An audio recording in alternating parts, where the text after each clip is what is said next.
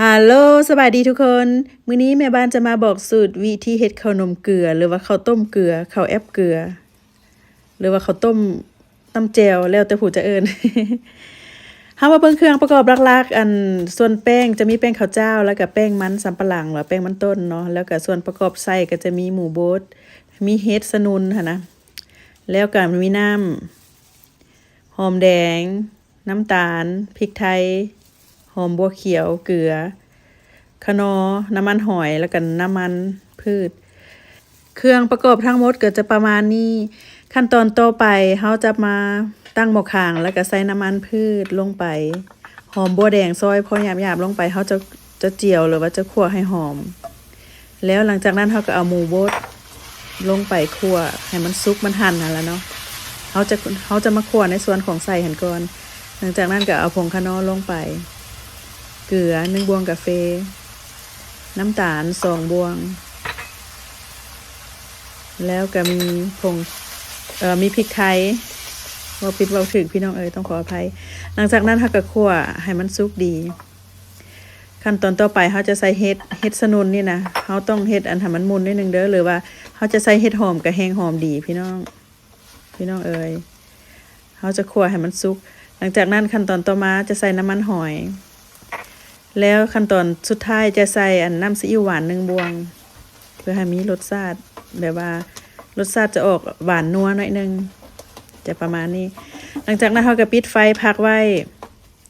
ในส่วนของไส้เนาะเขาจะใส่หอมมันบัวนี่นะซอยพออันนั่นใส่เพื่อให้มันมีสีสันแล้วก็เพิ่มความหอมแล้วขั้นตอนต่อมาเขาจะมาเฮ็ดในส่วนของแป้ง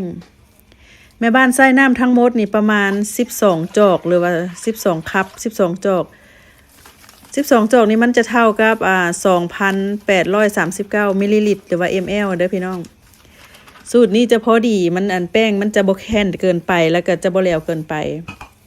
หลังจากนั้นก็ใส่แป้งข้าวเจ้าแป้งมันต้นถ้าว่าพวกเจ้าเฮ็ดน้อยหั่นน่ะอันสามารถใส่อันถ่ายอยู่ต่างประเทศเนาะมันจะมีอันแป้งเฉพาะเขาเฮ็ดขนมอันนี้มาของเวียดเขาจะเฮ็ดมาโดยเฉพาะก็เป็นทงน้อยๆหั่นนะคันถ้าเฮ็ดหน่อยเอาแบบนั้นมาเฮ็ดกินก็ได้แต่ว่าคันถ้าบ่มีแป้งสำเร็จรูปเฮาสามารถใส่แบบแม่บ้านนี้ได้เด้อหลังจากนั้นเฮาก็คนไปคนมาเพื่อให้มันสุกหน่อยนึงพี่น้องเอ้ยแต่ว่าแม่บ้านเฮ็ดนี่ก็เอาหลายคัก มันก็จะใส่มือก็จะบ่ไหวแต่ว่าขั้นตอนต่อไปแม่บ้านจะใส่แนวจักนวดหั่นนะเดี๋ยวจะใส่น้ำไปเทละน้อยละน้อยน้ำนี่รวมแล้วกับประมาณ12จอกเด้อพี่น้องเอ้ย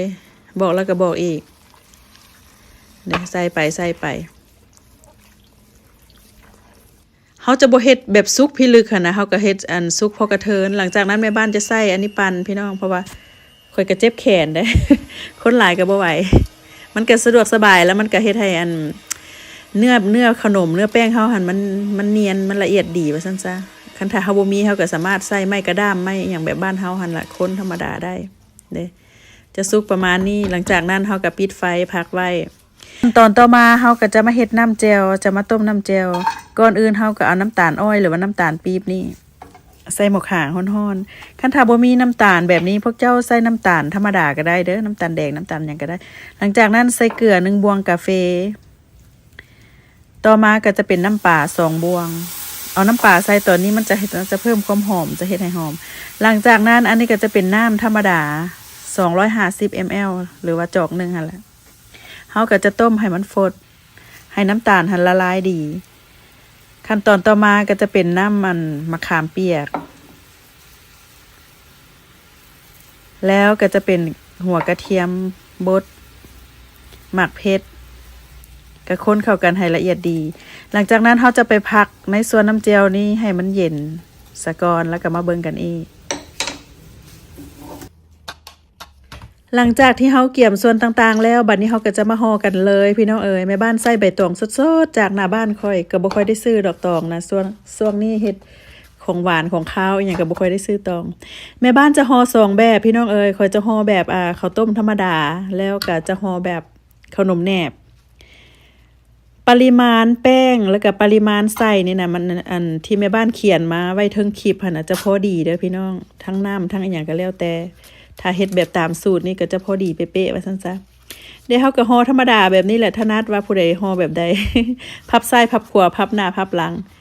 แล้วอันแบบที่2แม่บ้านจะมาห่อแบบคือขนมแหนบหั่นนะเด้แบบนี้แล้วก็ใส่ใจหรือว่าใส่ตามใจมากคั่นแล้วเนาะ ไทยบ้านค่อยไทยทั้งอันอุดมไซเขาก็เจ้าก็เอิ้นอันข้าวต้มเกลือหรือว่าข้าวแอปเกลือไทยลือก็เอิ้นข้าวแอปเกลือแม่นแหละหรือว่าข้าวน้ำมันก็แล้วแต่ผู้จะเอิ้นนะหลายคนก็หลายแนวเอิ้นเนาะพี่น้อง บ้านเจ้าเอิ้นหยังบ้านพี่น้องพวกเจ้าเอิ้นหยังก็ตามแต่ความที่ว่าเฮาเอิ้นหั่นล่ะเนาะหลังจากนั้นเฮาก็พับไปพับมาพับไปแบบนี้พับเอาแน่นหน่อยนึงเด้อบัดเวลาอัน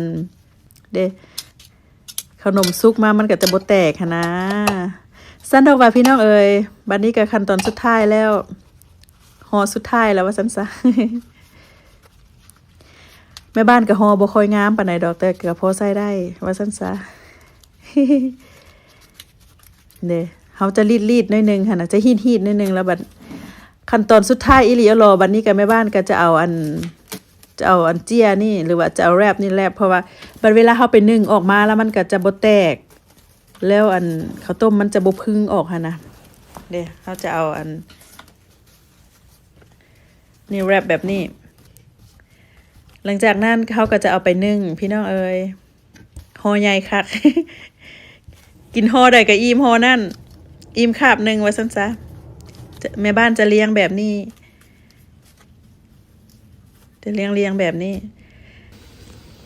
ขั้นตอนต่อมาเขาก็จะมาตั้งหม้อซึ้งแล้วก็เขาจะนึ่งแม่บ้านจะใช้เวลานึ่งประมาณ35นาทีเรามาเบิ่งกันเนาะ35นาทีผ่านไปไว้ปานคิดตัวพี่น้องเอ้ยขนมเกลือหรือว่าข้าวแอปเกลือแม่บ้านก็ถือว่าสุกดีแล้วขั้นตอนต่อมาเขาก็จะมาปรุงในอันส่วนของน้ำจิ้มเนาะจะมาเอาหมักถั่วดินนี่ใส่ถั่วดินบดนี่นะใส่แล้วแต่ความมาค่ะแล้วเนาะผู้ใดมีอันใดก็ปรุงอันนั้นเขาจะมาไขเบิ่งว่าทางในมันเป็นจังได เด้หน้าตาก็จะประมาณนี้วิธีเฮ็ดก็บ่ได้ยากได้ซาพี่น้องเพียงแต่ว่าเฮาก็ใช้เวลาแล้วก็ใส่ใจไปคือค่อยเคยเว้าตลอดเนาะของกินทุกสิ่งทุกอย่างบ่ว่าจะเป็นของหวานของคาวของหยังก็แล้วแต่คันถ้าเวลาเฮาเฮ็ดแล้วเฮาใส่ใจเข้าไปพร้อมอาหารออกมามันก็จะแซ่บหั่นนะมันก็จะมีหน้าตาออกมาจะประมาณนี้พี่น้องซีนหลายคัก หลังจากนั้นเฮาก็โรยอันหอมบัวเจียวนี่นะใส่น้ำจิ้มใส่กระปรุงเอาหั่นแหละเนาะมักรสแบบใดเป็นตาแซ่บคักพี่น้องเอ้ยลองเอาสูตรแม่บ้านนี่ไปเฮ็ดกินเบิ่งเด้อเฮ็ดกินดีเฮ็ดขายได้เงินไปก่อนเด้อ